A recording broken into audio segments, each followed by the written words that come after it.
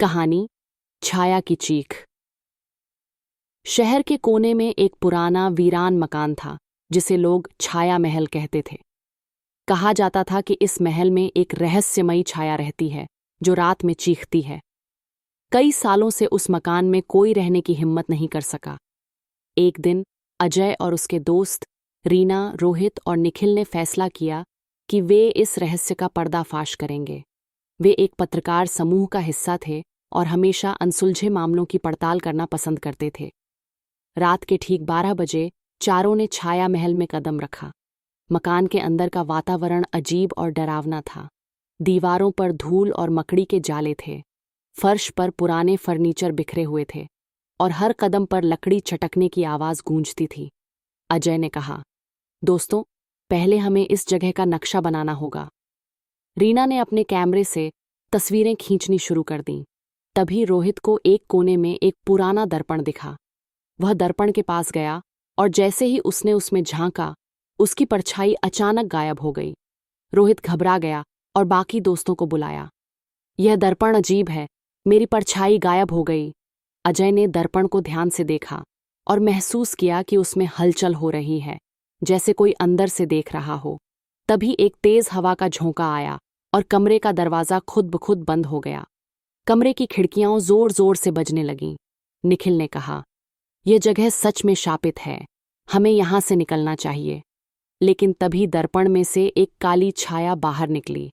वह छाया इंसानी रूप में थी, लेकिन उसकी आंखें खून जैसी लाल थीं। उसने धीमी और गूंजती हुई आवाज में कहा, तुमने मेरी शांति भंग की है, अब तुम इस महल से जीवित नहीं जाओगे। अजय ने हिम्मत जुटाकर पूछा, तुम कौन हो और तुम्हें क्या चाहिए?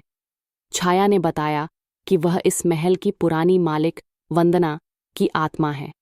वंदना को उसके लालची रिश्तेदारों ने इस मकान के खजाने के लिए मार डाला था। अब उसकी आत्मा हर रात उस खजाने की रक्षा करती है। रीना ने कहा, हमें तुम्हारी मदद करनी चाहिए।